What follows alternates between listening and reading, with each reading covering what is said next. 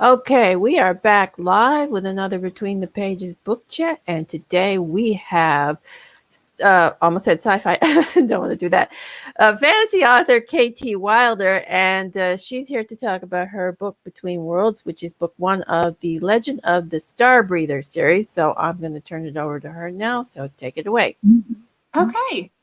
So, the Legend of the Starbreather series, book one picks up 10 years after a virus basically devastated everything, and it kind of goes over the newest generation that is having to deal with the aftermath of losing everything, and problems start to happen again, almost like it's about to repeat itself. And so the main character, Phelan, she's a wanderer. She kind of has to travel a lot. For her, she protects the outskirts of where everyone lives, and she's on her own a lot. She's used to it, and things kind of start to go wrong. And I don't want to give away too much, but she finds somebody from her past that should be not around anymore, that is linked to the virus, and things kind of start to tumble out of control pretty quickly.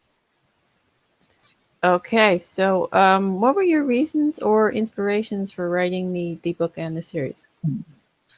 I started writing the series when I was in high school, which took about 10 years to get the final draft finished. But I started writing it more of as an escape. I had actually ended up with 2 knee surgeries, and I was stuck on the couch, and writing had always been something I enjoyed, so I kind of picked it up. And the inspiration for the story was really, I wanted to get out and escape and get away from the house, and it kind of spiraled out from there. Just it was my escape. Okay, so tell us a little bit about the main character, what she likes, what's her personality. Okay, so Phelan, she's a little bit of a loner. She has a twin, and so she's quieter. She's used to the more subtle conversations with people, so she's not one that's going to take control of a situation. She really enjoys just kind of being out, open sky. She typically prefers not being closed into trees or anything like that, which causes some problems, but she's very open. She tries to be very as helpful as she possibly can. She tries to avoid attachment just because she is so used to being on her own, so she doesn't see that kind of stuff. And she doesn't pick up on certain, I guess you would say, communications between people that are used to being around people would. Okay, so tell us a little bit about the world. It sounds like it might be a little bit on the dystopian side. So what's it like? A little bit, yeah. It's a lot of big forests, lots of mountains. There's deserts and plains to the far south where the ocean is. There's a northern ocean. It's kind of closed in by mountains, this one particular area that the most of the story takes place in. But there's a lot of different creatures, and there's these massive deer called Elkrin that roam, and they have 1 horn instead of 2, and they're the most popular thing for people to hunt and catch. And there's all kinds. I really like creating creatures. So there's just kind of a menagerie of everything. And there's only 3 different countries that are really still active in the wake of the virus. So there's different people that have different attachments to what is considered the primary god of this world, which is Eden. And everyone worships or believes different things about Eden. So there's a lot of very mixed cultures. Probably my favorite thing about the world is the Weir, which I created, and they're basically giant furry dragons, and I love them. And their population's dwindling because of how they were affected by the virus, but they're still active, and it's that younger generation that has them, so they're kind of revered as holy in a way in certain places, and in certain places they're not really welcome. So it's an interesting contrast, but I like it. I like the cultural feel to everything. Yeah, well, furry dragons is a interesting twist on it. I wanted something a little different, and furry just seemed like a good way to go. Yeah, there's a whole bunch of different variations on dragons. We get dragons a lot in this show. A lot of authors are writing dragons. So, what was the hardest scene or type of scene for you to write in the book? The hardest scene to write. Oh, goodness. I have to think about that for a second. Probably the ending.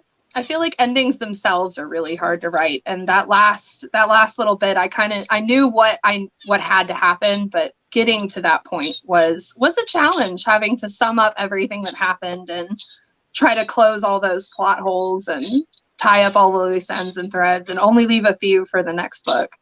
So the ending was hard. That last battle was pretty tough. Yeah, endings can be hard. So what was your favorite scene to write in the book? Oh, my favorite scene. There is a scene, actually, and it ended up being one that my original beta reader really liked and put in her magazine, which is the, I want to say it's Stardust Emporium. Starlight Emporium, that's what it is. It's an amazing indie magazine. And there's these wolf people that are far to the south, and Phelan and Herweir Celestin and Warren, who is her companion that she meets up with, they are all down there, and the wolves are dancing around this fire, and they're there, and that was probably one of my favorite scenes in the book, writing that one. I really liked that one. The visuals for that one in my head are really cool. So are any of your secondary characters a little quirky? You'd like to steal the scenes from the main character? Yes. So there is one character, her name is Kira, and she's a little bit younger than the others. She was one of the youngest in the group that grew up pre-virus. And she's very bouncy, very bubbly, says exactly what's on her mind, doesn't think twice about anything, is just like, hey, nice eyes, you look pretty today. And I liked her because she kind of adds a more lighter feel to the book, especially some of the harder scenes. But she definitely is a spotlight stealer, and she's going to be a spotlight stealer in book 2 as well. But she definitely, she's one that likes to draw attention for sure. Okay, so do you have a favorite character?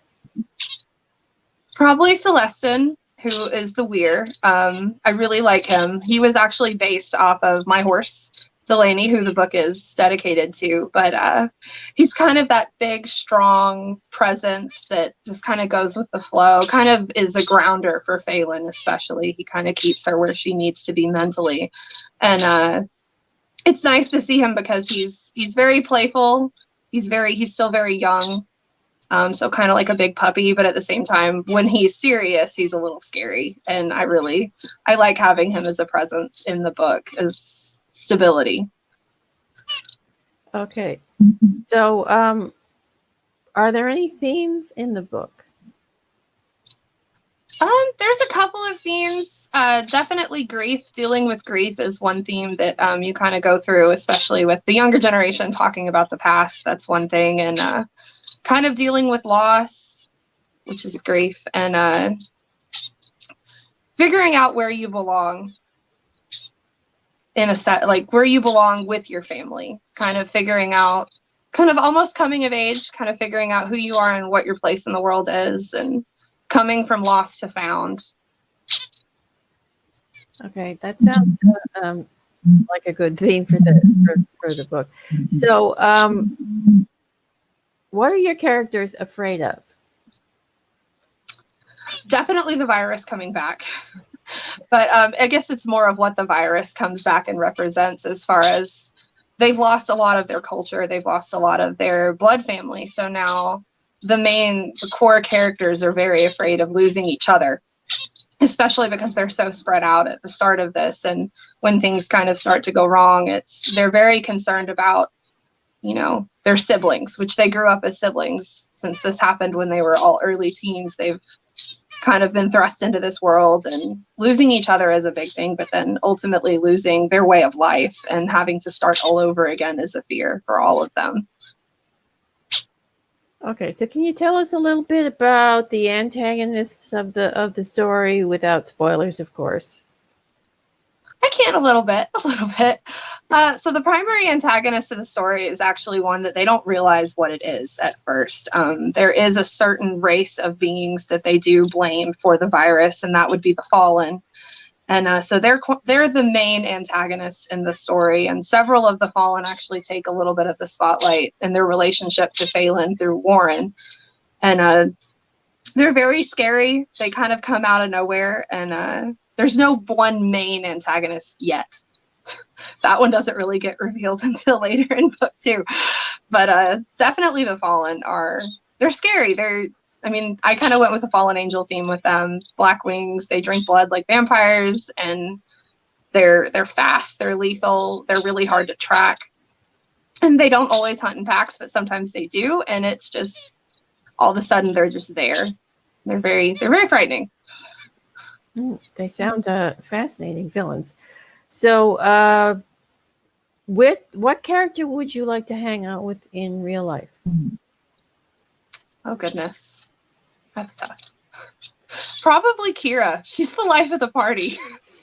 She'd be a fun one to hang out with one afternoon for sure. Like, you never would know what shenanigans you're going to get into with her. Yeah, the life of the party character seemed to be a popular choice when I asked this question. I could just imagine where that day would go. Okay, so you write fantasy books, of course. Are there any other genres you have that you've explored or would like to explore? I would definitely like to explore more of like the traditional romantic novels. That's always one that I would like to see. I do a little bit of paranormal mystery too, and I like the paranormal stuff. That's a fun one for sure. That's my next project after Between Worlds. But the romance genre, mystery is one I wouldn't mind giving a try to. I like reading them. I don't know if I could write one yet, but definitely something I'd like to try in the future. Yeah, mystery's harder than it looks. I tried. Okay, so we have a question from the audience here. Okay. When did KT begin writing this novel? I'm wondering about how the virus came into the picture. Just prescience in light of our current world, or is it just a coincidence? A little bit of a coincidence, which is funny that I published the book during COVID. I started writing the novel when I was 17, so about 2010, 2011 is actually when I started picking up on it. And it really kind of picked up steam the last few years. For some reason, it was something I decided that I needed to do during college, which got me into trouble a little bit, wanting to work on the book rather than actually doing what I was supposed to be doing. But the virus itself comes from, I guess, how I was dealing with some issues with my own health. That kind of, the one thing that comes up out of nowhere and just kind of messes up everything that you're comfortable with, and you have to kind of figure out, well, what do we do now? Okay, so I think we'll wrap it up here, and I'll let you tell everybody where they can find you and your books. And please plug anything that's upcoming if you want to as well. Yeah, absolutely. My book's available on Amazon. Just type in KT Wilder Between Worlds. It's on. I'm working on audiobook, but right now it's available paperback and in the KDP, the digital. And I have a website. It's wilderwritings.com. I also have an Instagram that's Wilder Writings, and Facebook is KT Wilder. I'm most active on my Facebook, though. Okay, so Susan, thanks you for your answer. And so I'd like to also thank you for being here. It was a pleasure chatting with you. And Between the Pages Book Chat, we'll be back next weekend with more authors. So that's it. Bye for now.